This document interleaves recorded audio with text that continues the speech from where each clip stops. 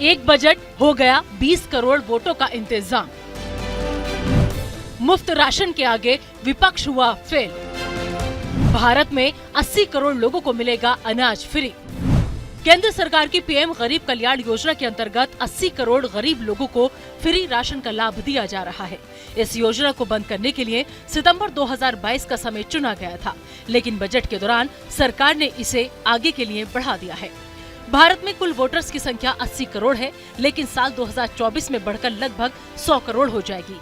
यानी 100 करोड़ वोटर्स में से 80 करोड़ वोटर्स ऐसे होंगे जो मुफ्त राशन का फायदा ले सकेंगे। 2024 के लोकसभा चुनाव आने से पहले बीजेपी ने गरीबों को खुश कर दिया है।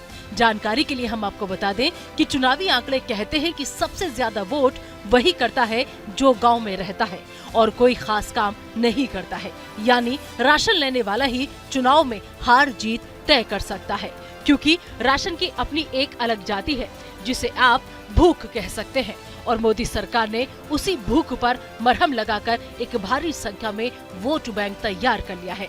हम आपको बता दें कि यूपी चुनाव में 15 करोड़ मुफ्त राशन ले रहे आम लोगों ने ही बीजेपी को सबसे ज्यादा वोट किया था। यानी मोदी सरकार ने 2023 के बजट से 2024 का नतीजा तैयार कर लिया।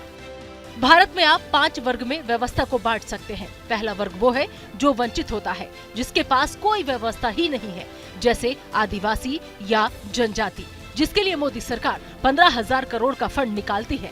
दूसरा वर्ग होता है गरीब, जो सिर्फ सरकार की तरफ देखता है। उसके लिए सरकार ने 1 साल तक के लिए मुफ्त राशन योजना बढ़ा दी है। तीसरा वर्ग होता है मध्यम वर्ग, जिसे टैक्स में छूट देकर शांत कर दिया गया, क्योंकि मध्यम वर्ग ही टैक्स, जीएसटी और महंगाई से सबसे ज्यादा परेशान था। चौथा वर्ग है अमीरों का, जो शहरों में रहते हैं, जिस पर मोदी सरकार ने कोई खास ध्यान नहीं दिया, क्योंकि शहरों का वोट पीएम मोदी का माना जाता है, जबकि उद्योगपति हवा का रुख देखकर चलते हैं, जिस वजह से इनके लिए बजट में कोई खास ध्यान नहीं रखा गया है। यानी अब आप समझिए, जो मास वोटर हैं उन पर मोदी सरकार की खास नजर है। अब देखना होगा बीजेपी को बजट से 2024 के लोकसभा चुनाव में कितना फायदा होता है।